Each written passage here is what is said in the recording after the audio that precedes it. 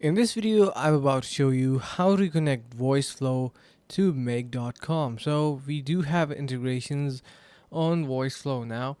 You can see on the left side we have various options. We have knowledge base, and this is the workspace area if you want to integrate, like for example, any kind of integration.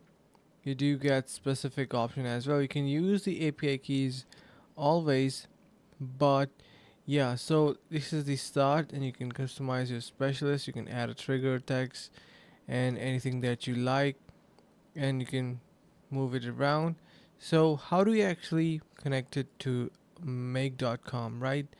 Make sure that you have make.com account, by the way. So below you can see we have some options of move and various other stuff and content and credits. So the first thing that you need to do, you gotta be heading over to the left side of your screen, and from here you can see we have this option of interfaces and API keys. So simply copy this.